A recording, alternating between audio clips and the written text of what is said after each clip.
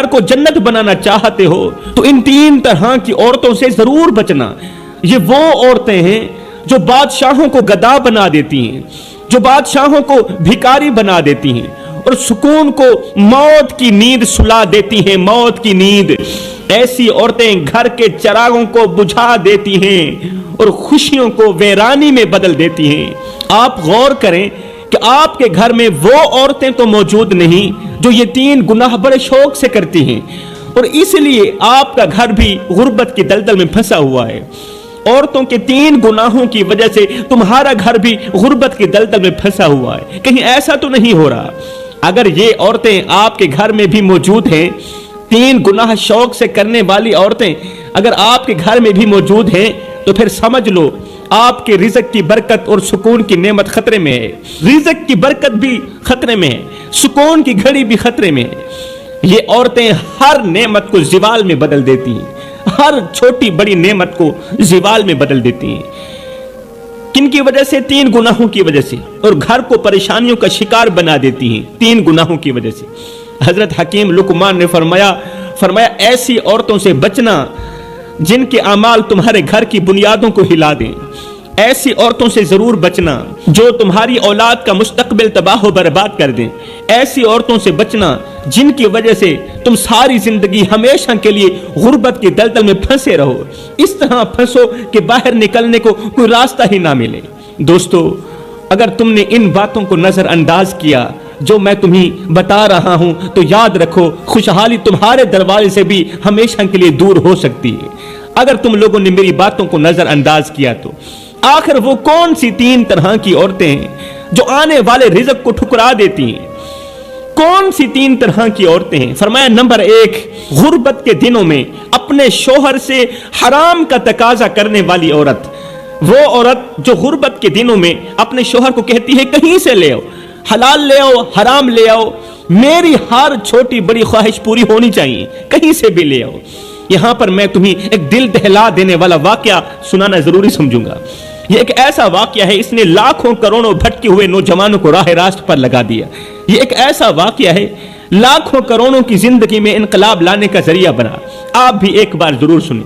اب جو عورتیں اپنے شوہروں سے حرام کا تقاضا کرتی ہیں نا، وہ بھی دل کے کانوں سے سنیں، اور جو غربت میں صبر کے ساتھ اپنے شوہر سے حلال کا تقاضا کرتی ہے وہ بھی ضرور سنیں۔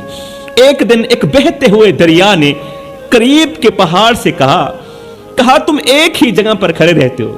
بہتے ہوئے دریا نے قریب کے پہاڑ سے کہا کہ تم ایک ہی جگہ پر قائم رہتے ہو، کھڑے رہتے ہو، لیکن ایک میں ہوں جو ہمیشہ بہتا رہتا ہوں، ایک میں ہوں جو ہمیشہ بہتا رہتا ہوں۔ کیا زمین پر کوئی ایسا دل دہلا دینے والا واقعہ رونما ہوا ہے جو مجھے بہنے سے روک دے اور تجھے پگھلا کے رکھ دے، تجھے رلا کے رکھ دے؟ میں بہتا رہتا ہوں، تو ایک ہی جگہ پر کھڑا رہتا ہے۔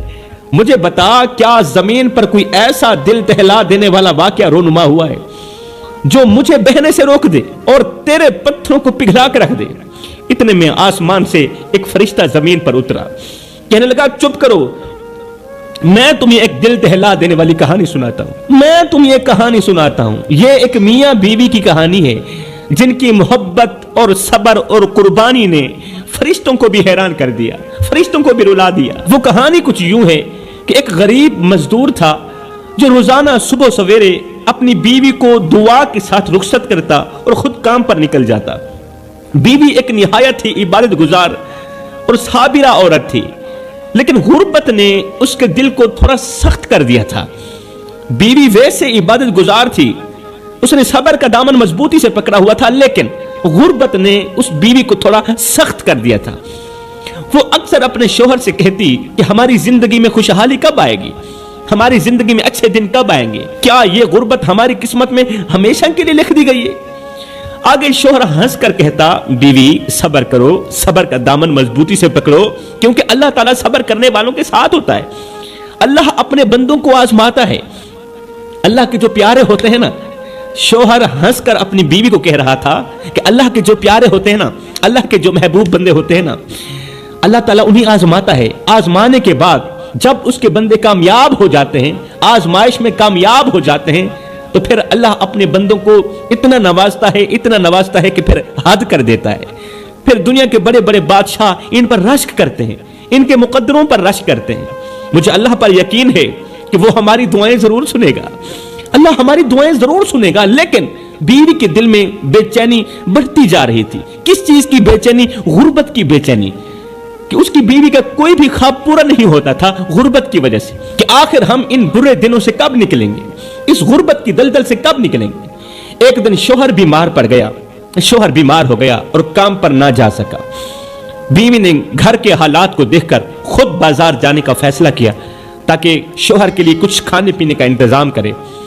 लेकिन बाजार पहुंचकर उसके पास पैसे नहीं थे, खाना खरीदने के लिए पैसे नहीं थे। वो एक दुकानदार के पास गई, कहा भाई मेरे पास पैसे नहीं हैं, लेकिन क्या तुम मुझे कुछ आटा और खाने का सामान उधार दे सकते हो, उधारा सामान दे सकते हो? दुकानदार ने मजाक उड़ाते हुए कहा, जिस तरह हमारे दुकानदार मजाक उड़ाते हैं, अगर तुम्हारे पास देने के लिए कुछ नहीं तो लेने का हक कैसे है? बराए मेहरबानी उधार मांगकर हमें शर्मिंदा मत करें। यह कहकर दुकानदार ने उसे खाली हाथ लौटा दिया। बीवी दिल शिकस्ता होकर घर वापस आई, खाली हाथ घर वापस आई, लेकिन उसके चेहरे पर गुस्से या बेचैनी के बजाय सब्र के आसार थे। बीवी ने सब्र का दामन मजबूती से पकड़ा हुआ था। उसने घर पहुंचकर शोहर के करीब बैठकर कहा, रोते हुए कहा, आज मैंने बाजार में अपनी बेबसी की इंतहा देखी है। आज मैंने किसी गैर महरम मर्द के आगे हाथ फैलाया है और उसने मुझे खैरात नहीं दी, मुझे आटा नहीं दिया, उसने जरा भी मेरी गुर्बत पर रहम ना किया, जरा भी तरस ना आया उसे। लेकिन मैंने ये सोचा है कि अगर अल्लाह हमें आजमाइश में डाल सकता है तो वही अल्लाह हमें इस दलदल से निकालेगा भी सही, इस आजमाइश से जरूर निकालेगा। लेकिन आज से मैं किसी को कोई शिकायत नहीं करूंगी, बस अल्लाह से मदद मांगूंगी। मैं जो कुछ भी मांगूंगी अल्लाह से मांगूंगी, मैं किसी के आगे हाथ नहीं फैलाऊंगी, क्योंकि आज मैंने बेबसी की इंतहा देखी। उसी रात दोनों मियां बीवी मुसल्ले पर बैठे पूरी रात दुआएं मांगते रहे, रो रो कर अल्लाह से रिज़्क़ हलाल तलब करते रहे। रात गुजर गई, सुबह हुई, शोहर की तबीयत में कुछ बेहतरी आई, शोहर की तबीयत कुछ बेहतर हुई तो वो फिर से बीवी से दुआएं लेता हुआ मेहनत मजदूरी की तलाशी के लिए निकल गया। पूरा दिन बाजार में बैठा रहा मगर उसे कोई काम ना मिला। पूरा दिन बाजार में बैठा रहा, उसे कोई काम ना मिला। पूरा दिन जब काम ना मिला तो वो थके कदमों के साथ घर की तरफ लौटा, हाथ खाली थे। उसके दिल में एक अजीब सी बेबसी थी, अजीब सी बेबसी थी। वो सोचता जा रहा था कि अब जाकर मैं अपनी बीवी को क्या कहूंगा, वो जो दिन रात गुर्बत के बोझ तले परेशान रहती है, जो हर रोज मुझसे उम्मीद लगाती है, वो आज भी मुझसे सवाल करेगी, वो आज भी मुझसे सवाल करेगी। ऐसा ना हो कि वो सब्र का दामन छोड़ दे, वो सब्र का दामन छोड़ दे और हमारी जिंदगी मजीद आजमाइश में मुब्तला हो जाए।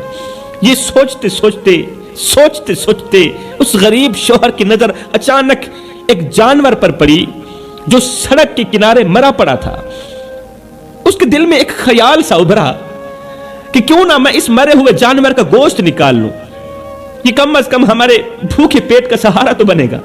भूखे हैं, खाने के लिए कुछ नहीं, इतना तो चल जाएगा ना, अल्लाह माफ करने वाला है।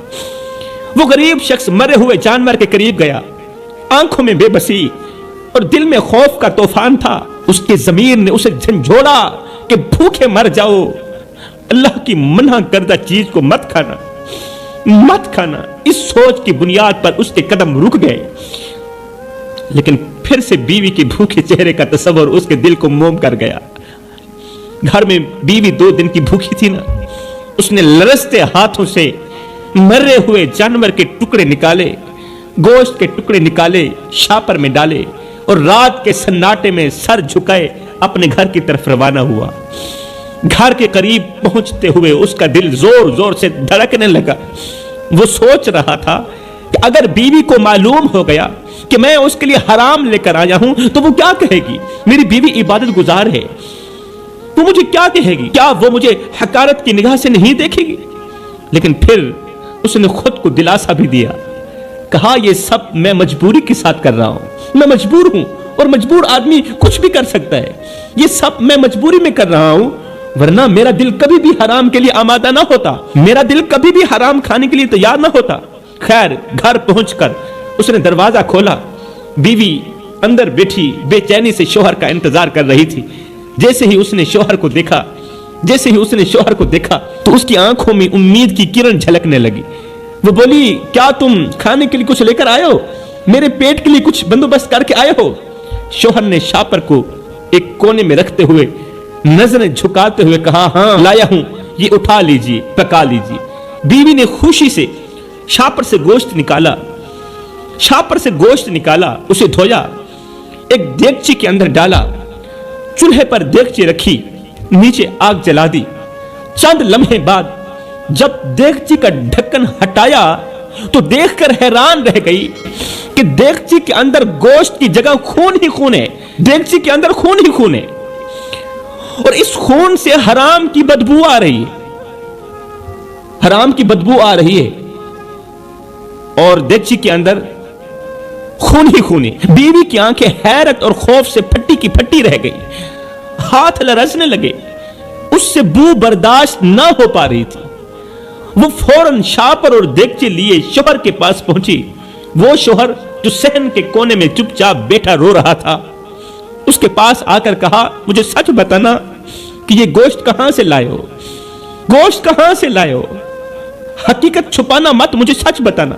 शौहर ने नजरें झुका ली, उसके चेहरे पर शर्मिंदगी के साए थे। नरसती हुई आवाज में उसने कहा, मैं मजबूर हो गया था। तेरी भूख, तेरे चेहरे की मायूसी मेरे दिल पर बोझ बन गई थी। मैं नहीं समझ पाया कि मैं क्या कर रहा हूं। तेरी भूख ने मुझे अंधा कर दिया था, तेरी मायूसी ने मुझे अंधा कर दिया था। ये सुनती ही बीवी आंसुओं के साथ शौहर के कदमों पर पड़ गई। रोते हुए बीवी ने कहा, ऐ मेरे सरताज, हमें भूख से मरना कबूल है, लेकिन हराम खाना कभी कबूल नहीं है। अल्लाह ने हमें आजमाइश दी है, लेकिन उसका हुक्म तोड़ना हमें कहीं ज्यादा नुकसान पहुंचा सकता है। क्या तुम नहीं जानते ओ मेरे सरताज, मुझे हराम खिलाने वाले, क्या तुम नहीं जानते कि हराम रिज़्क में कभी सुकून नहीं होता। जो औरतें अपने शौहरों को हराम कमाने पर मजबूर करती हैं, वो दुनिया की बदबख्त औरतों में से होती हैं, वो दुनिया की बदकिस्मत औरतों में से होती हैं। बीवी का ये जुमला कि मैं भूख से क्यों ना मर जाऊं, मुझे हराम का लुकमा मत खिलाना, हाय, ये जुमला अल्लाह की जात को इतना पसंद आया कि अल्लाह की जात उसी लम्हे के अंदर इन पर मेहरबान हो गई, इन दोनों मियां बीवी पर मेहरबान हो गई। ये एक जुमला अल्लाह को इतना बड़ा पसंद आया कि मेरे लिए जब भी लेकर आना, हलाल का निवाला लेकर आना। ये जुमला मेरे अल्लाह को इतना पसंद आया कि अल्लाह की जात इन पर मेहरबान हो गई। ऐ मेरे शौहर, मैं भूख से क्यों ना मर जाऊं, मुझे हराम मत खिलाना। मुझे मौत मंजूर है, हराम मंजूर नहीं है। मौत कबूल है, हराम कबूल नहीं है। मतलब कि औरत का ये एक ऐसा जुमला है जो घर में बेबहार रिज़्क लाता है, गैब से रिज़्क लाता है। अब पूरी रात ये इबादत में बैठे रहे, अल्लाह की इबादत में मसरूफ रहे। दूसरे दिन का सूरज तुलू हुआ, इसका शौहर घर के बाहर बैठा था। अचानक एक अजनबी शख्स इनके दरवाजे पर आया, क्योंकि अब आजमाइश के दिन निकल चुके थे, अब परेशानियों के दिन खत्म हो चुके थे, अब अच्छे दिन आने वाले थे। अचानक एक अजनबी शख्स इनके दरवाजे पर आया और कहा कि भाई, मैं आपके घर के पास से गुजरा, आपके घर से मुझे जन्नत की खुशबू आई है, क्या मैं यहाँ एक रात गुजार सकता हूँ? जन्नत के अंदर मुझे एक रात गुजारने दोगे? क्या मैं एक रात गुजार सकता हूँ? ये बात सुनते ही ये गरीब शख्स परेशान हो गया कि अगर मैंने मेहमान को अपने घर बिठा दिया तो जाहिर है खाना भी खिलाना पड़ेगा, पानी भी पिलाना पड़ेगा, जबकि हमारे घर में रोटी का एक टुकड़ा भी मौजूद नहीं, सूखी रोटी का टुकड़ा भी मौजूद नहीं, हमारे अपने खाने को नहीं, मेहमान को क्या खिलाएंगे? बीवी ने कहा, तुम परेशान मत हो, मेहमान को अपने कमरे के अंदर बिठाओ, मेहमान को अंदर जगह दो, कमरे के अंदर बिठाओ, और ये लो मेरा एक लिबास बेचकर मेहमान के लिए खाने पीने का बंदोबस्त करो। शौहर ने ऐसा ही किया। अजनबी शख्स ने वही रात गुजारी और सुबह जाते वक्त एक थैला दिया गरीब को।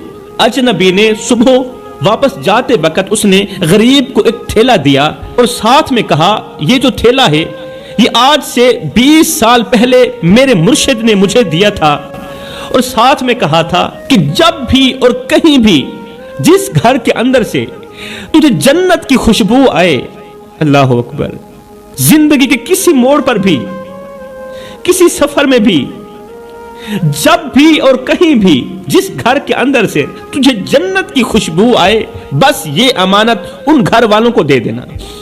उस जन्नत के अंदर जो लोग रिहाइश पजीर हैं, ये अमानत उस घर में रहने वालों के सुपुर्द कर देना, ये अमानत उस जन्नत के अंदर रहने वालों के सुपुर्द कर देना। लिहाजा भाई, ये लीजिए आपकी अमानत और मुझे इजाजत दीजिए, मैं यहां से जा रहा हूं। वो थैला देकर अमानत उनके सुपुर्द करके मेहमान वहां से चला गया। जब शोहर और बीवी ने थैला खोला तो देखकर को तबाह बर्बाद करके ही दम लेता है। तीसरा गुनाह माल के होने के बावजूद भी जो औरतें दरवाजे पर आए किसी साइल को रोटी नहीं देती,